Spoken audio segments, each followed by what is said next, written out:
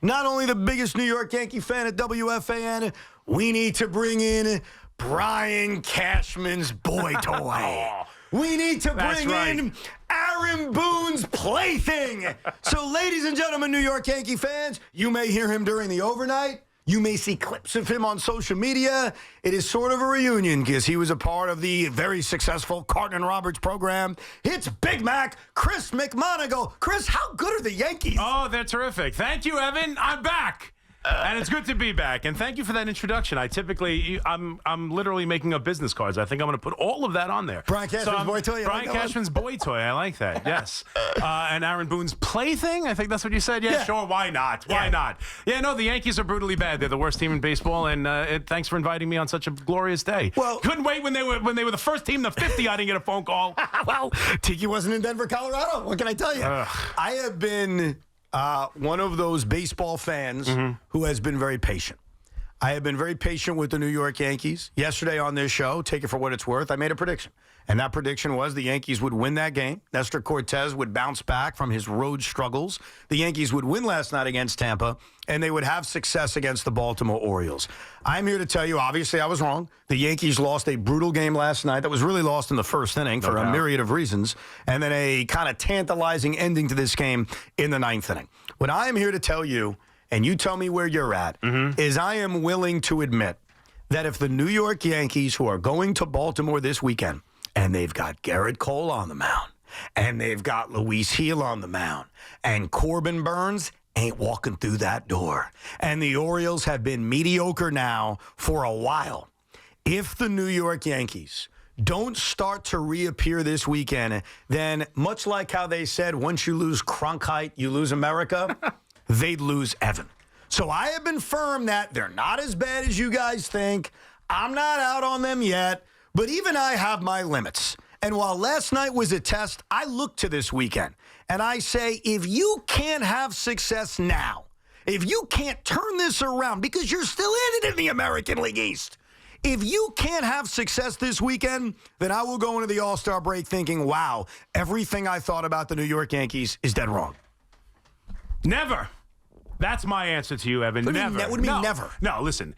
This is as bad as they've been and as important as this game is, and you're right, this is the biggest start of the year for Cole. This might be arguably his biggest start even throughout all of last year while he won the Cy Young. This is a big game and a big series. But having said all that, as disappointed as I am, as frustrated as I am, there is a limit. It's not here. It's not before the All-Star break, and it's not before the trade deadline. And that's the major difference between what happened in 2022 that every Yankee fan who's pissed off about what's happened over the last handful of years will harken back to, that great start followed by the collapse and the disastrous series against the Astros in the ALCS.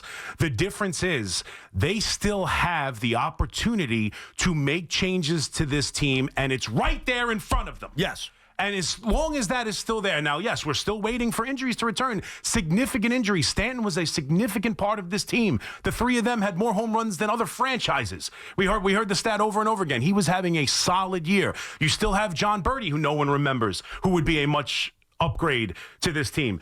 Obviously, Jason Dominguez we are still waiting for. Plus, there is an ability to go out there and improve the team. And whatever happens this week, they could be 5 games behind Baltimore, as if that's the worst-case scenario. They would still be in a playoff position. They're still in front of a team that I think has played well against the Yankees, but is flawed in the Boston Red Sox and the Minnesota Twins. And I'm sorry. As bad as this team has been, I do not believe they're this bad. I refuse to believe they're this bad. And whether the start and the turnaround begins this weekend, or whether it starts sometime before the trade deadline or after the trade deadline. Until I know pencils are down, Brian Cashman is done, this Yankee team is what we're looking at. Until I get to that point, I am not giving up on this. By the way, let me just interject with a fact to prove that you are indeed, quote, Brian Cashman's boy toy. Okay. You just used one of his phrases. Which one? The pencils down phrase is a Cashman phrase. Right, and it's right there in front of us as a Boone phrase. I know, exactly. You want to call me what you... Listen, that's how it is. You want to put me in the jungle? Here I am.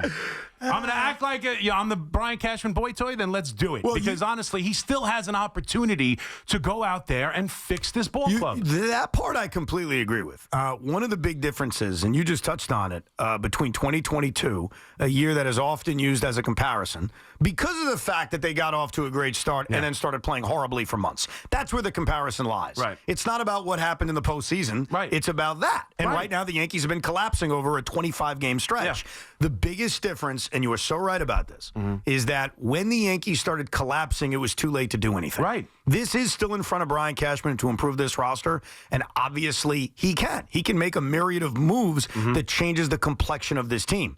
I look at this roster right now, the lineup that they send out every single day. Yep. Anthony Volpe at shortstop, either Oswaldo Cabrera or DJ LeMahieu at third base, Ben Rice at first base, Alex Verdugo in left, Trent Grisham in center, Aaron Judge essentially your DH, Juan Soto in right. And I look at this team, and like you, I don't think they're this bad. They're not. And I keep waiting, Gleyber Torres, so I should not leave out. I look at most of these guys, and I say, they're not as bad as the way they're playing, because that's the way baseball is. Much like Francisco Lindor was not as bad as he was playing over the first month and a half of the season.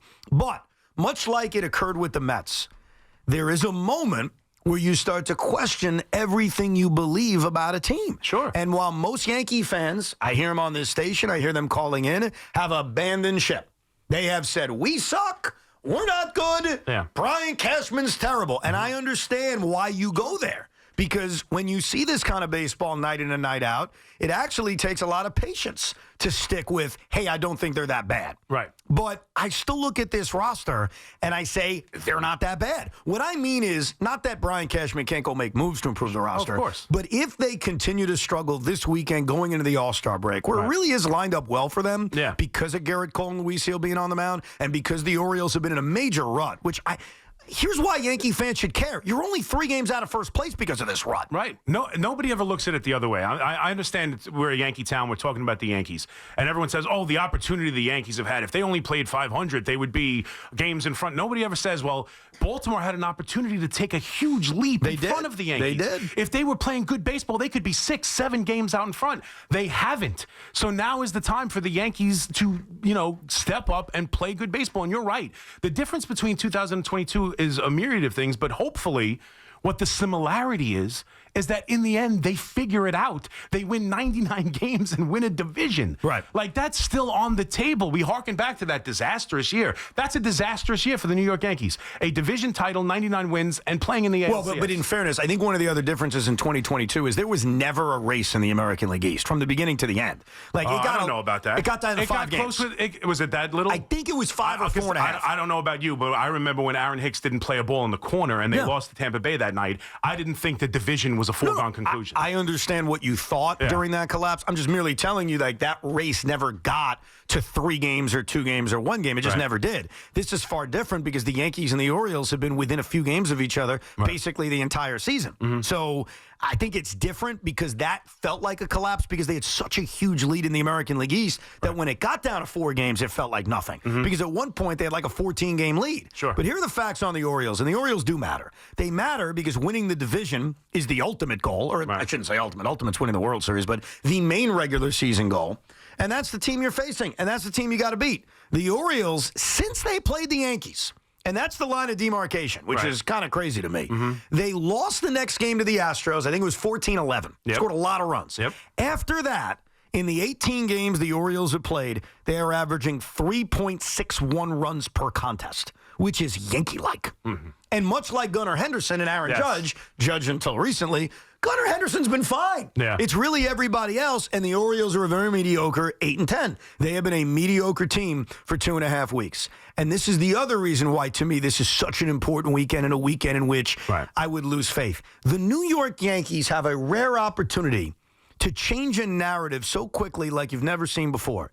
If somehow, and I understand you all think I'm nuts right now, except for Big Mac, if somehow the Yankees won 3 consecutive games against the Baltimore Orioles down at Yankee Stadium South this weekend, we would go into the All-Star break with the New York Yankees as a first-place team.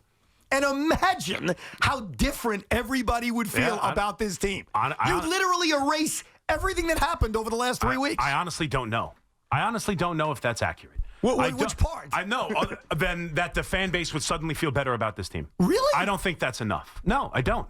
I'm telling you, I do not think that's enough. That's how much there is such distrust in Aaron Boone, in Brian Cashman, in this group of players, in the ability to make moves at the trade deadline. I think it would be considered a fluke where they caught the Orioles at the right time. I'm telling you. That's how much disfaith that this franchise, that they have in the franchise. But Big Mac, you're right that I've seen that lack of faith over the last couple of years. But if you remember back to April and May, dogs. And I don't mean Loogie's dogs. I know.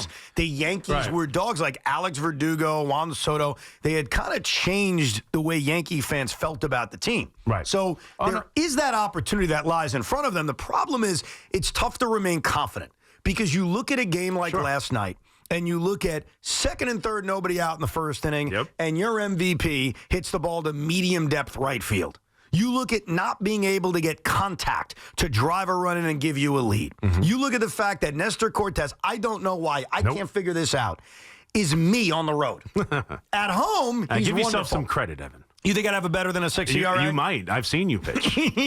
I did win a Twitter baseball Cy Young. Didn't you throw a no-hitter? I never threw a no-hitter. I struck out 14 guys and pitched a 2-hitter. 14 guys. I mean, that's better than Nestor Cortez last night. That is true. That is very true. Although Aaron Boone said he had good stuff, and everybody got mad about it.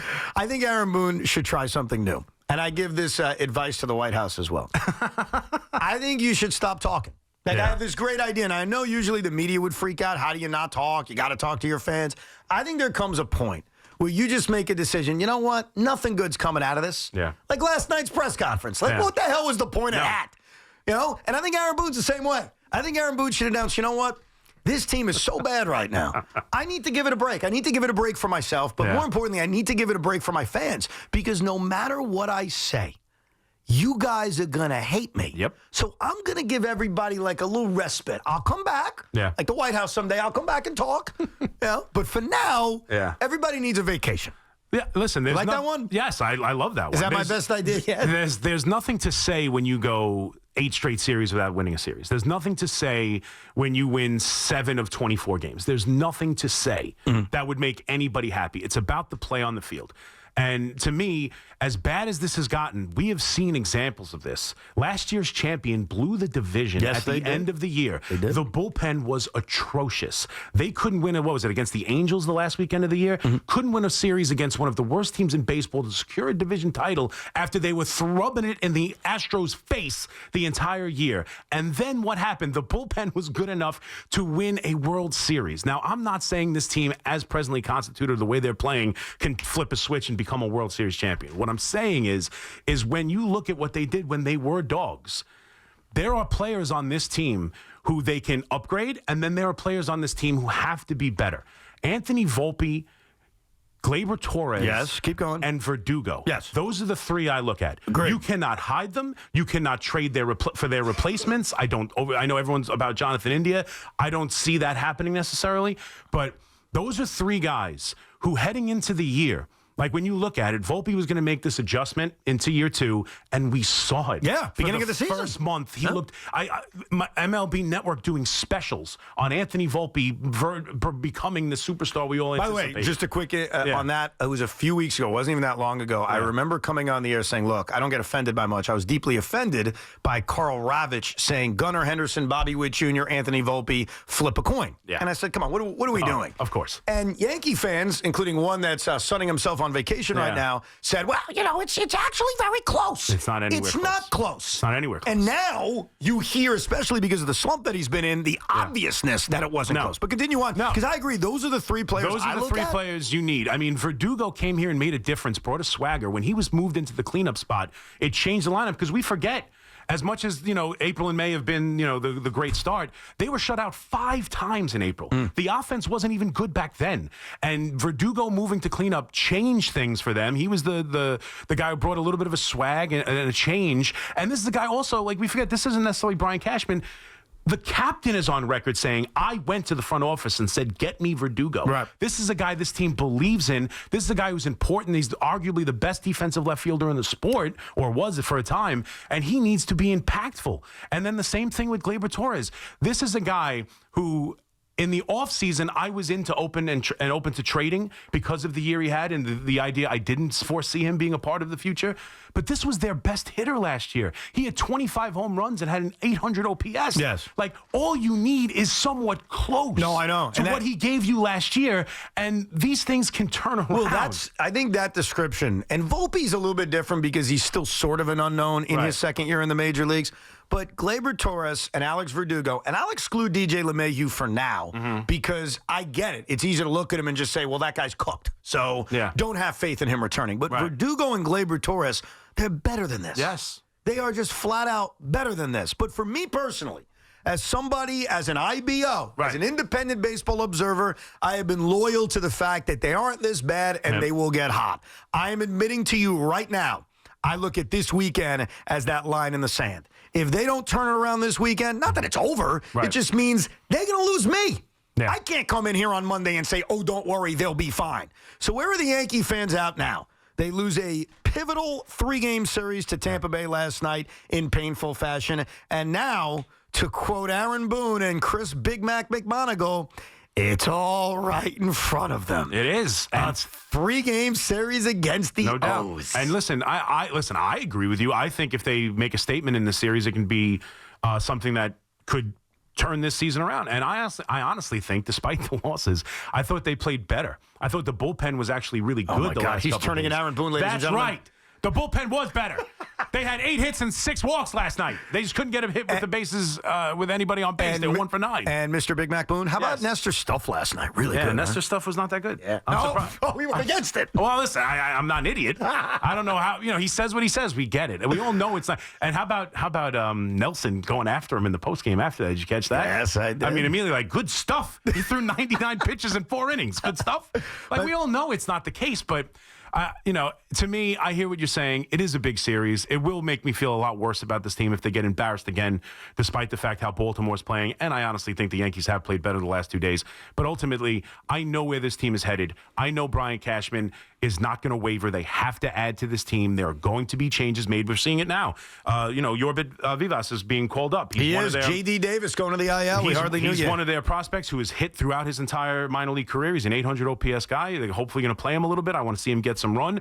They have that. They do have guys coming back from injury, and they absolutely will attack this trade deadline. So no matter how this next week goes, no matter how it goes from now until July 30th, I will not be off the bandwagon until I see what they look like on August 1st. He's the loyalist Yankee fan you'll see. Some say loyal, some say shilly, some say delusional. That's up to you.